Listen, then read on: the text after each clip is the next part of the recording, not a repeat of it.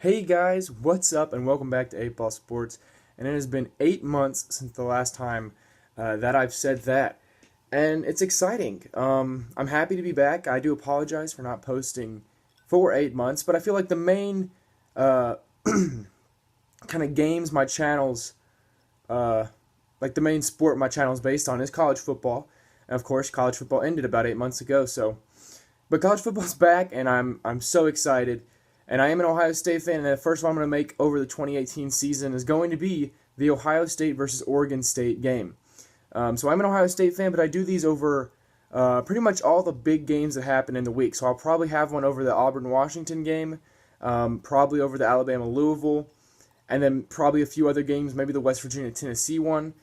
And then if there's a huge upset that happens, maybe a review on that. But because I just love the sport of college football, and I feel like giving my opinion uh, as unbiased as possible. Now, in the Ohio State ones that I do, I am going to be biased. I'm an Ohio State fan, and there's no denying that.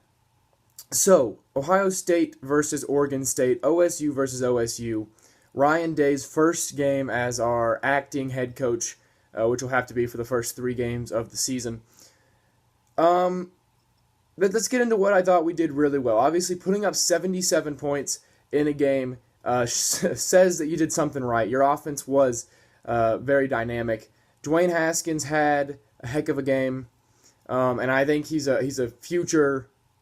He's going to be a great. When people look at the Ohio State quarterbacks, I truly believe Haskins can be the next great one.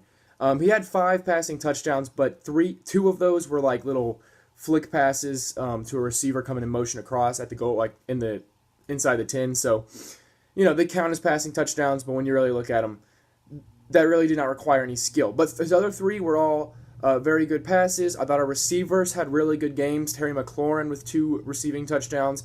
Austin Mack made some really nice grabs. Didn't see much of Benjamin Victor, a guy I do really think could have an impact. He can jump. He's a tall receiver that can get up real high. But we didn't see much of him today. KJ Hill had a nice day. He's our number 1 returning receiver. Paris Campbell got his fair share of touches. I do believe he had a touchdown on one of those jet passes. So I thought the passing game was really good. Haskins did throw a pick in the red zone in the second half, but he got hit while throwing it, and he kind of just overthrew his guy. The defender was coming in. He got hit. He overthrew it. So I thought that our passing game was really, really strong. And our running game was maybe even stronger, especially Mike Weber. And honestly, if you would ask me which running back I would have preferred to get the majority of the reps coming in today, I definitely would have said Dobbins. Dobbins had the better year last year.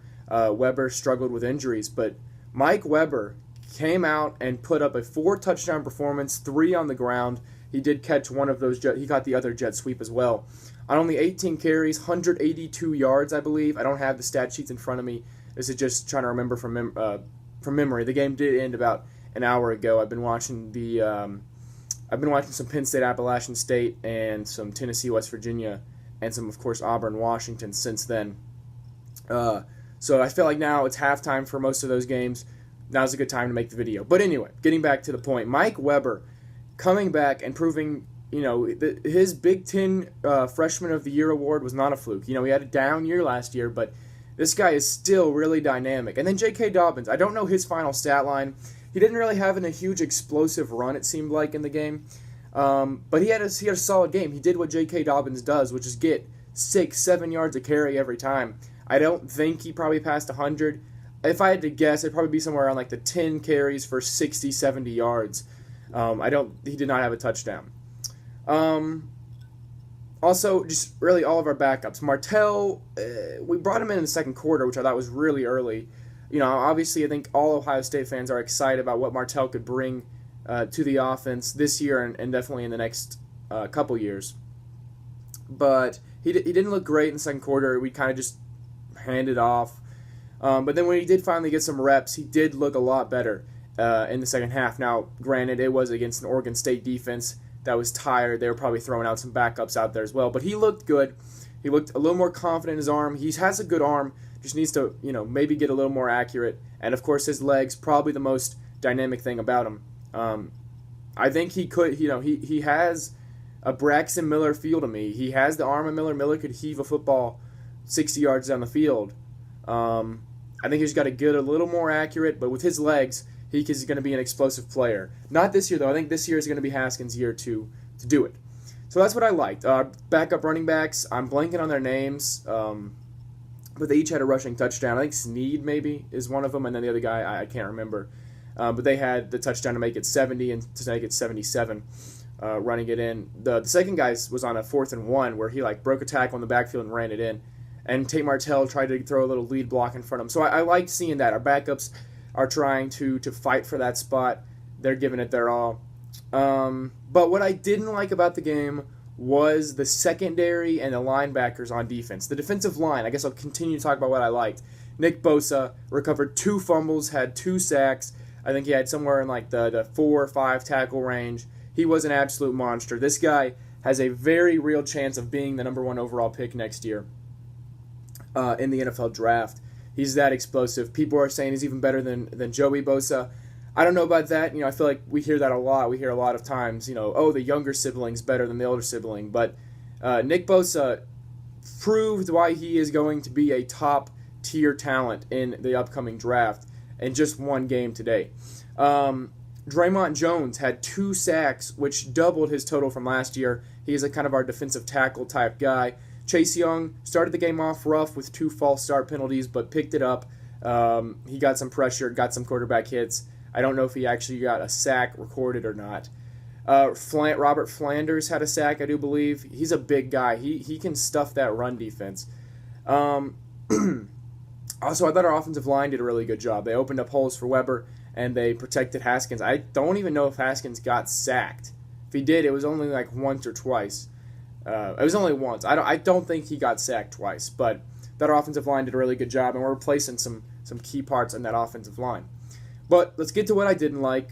Obviously, a lot to like about the game, but what I did not like was the secondary and the linebackers. Mainly the linebackers. I did not like how the running game for Oregon State really succeeded. Obviously, you're not going to be able to play a perfect game ever, but it did, coming out of that rain delay, it's why I'm kind of giving them some slack. But they had 2 huge runs with their running back, who did seem like he was a pretty solid running back, but not one that should be outrunning our Ohio State 5-star prospects in our secondary and linebacking core. Our linebacking core is completely redone. We lost all the people. We lost all 3 of our linebackers last year. We got new guys coming in. Guys I'm really excited about: Pete Werner, Baron Browning, guys that are young, explosive players. I feel like they had a kind of a rough first game here. And then our secondary. They didn't have a bad game. It's not like they were throwing all over us. Their first touchdown was one that I definitely felt like could have been avoided if our secondary had been playing better. It was a throw across the middle. He got a 49-yard touchdown outrunning our secondary. But Kendall Sheffield had a pretty solid game. I can remember, I think it was early second half of the game, and they were at the goal line. It was when they were about to make it, if they scored a touchdown, it would have been 35-56 game, somewhere around there. We had just done the pick. It was on that ensuing drive. And he made some nice goal line stops, defending kind of a fade route and then an inside route. He was pretty physical. Maybe could have got called for pass interference, but he did pretty good.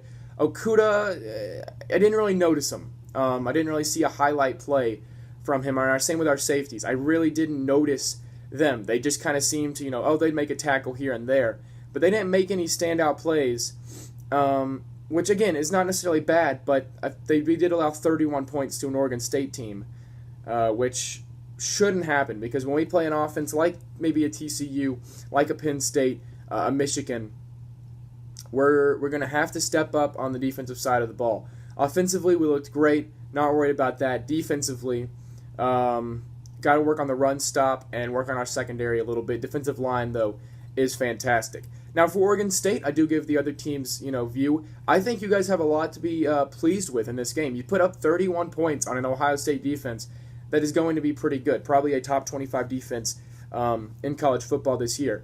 You have your new head coach, the former offensive coordinator from Washington, if I'm correct, and I think you guys are going to win more than one game. You guys can maybe be a surprise Pac-12 team that maybe upsets one of the bigger Pac-12 teams later on in the year, and maybe like gives a gut-wrenching loss to like a USC or a Washington even. That'd be a good story. The former offense coordinator Washington beating his own team. But I wanted to keep this quick. Ended up going over 10 minutes. Not exactly what I wanted to do, but we'll have to talk about. All around, I thought it was a pretty solid game, pretty solid opening day to the 2018-2019 season for the Ohio State Buckeyes. Dwayne Haskins, they have that clip from 11 years ago or 10 years ago, I think, when he said he wanted to be the quarterback for Ohio State. He's the quarterback for Ohio State. Let's go out there. Let's get the win.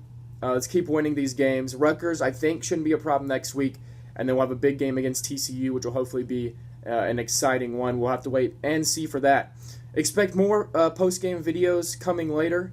Again, Auburn, Washington, maybe a West Virginia, Tennessee, Louisville, Bama, Michigan, Notre Dame, the LSU game, the Miami game, the Florida State game. They could all possibly get thrown in there as well.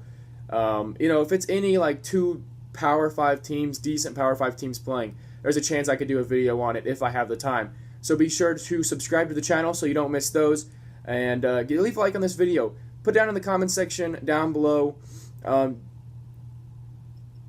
don't know. Put whatever you want to put. I was trying to think of something clever, but who do you think's going to win? I guess we'll do that. If you see this video before the game, who do you think's going to win? Notre Dame, Michigan.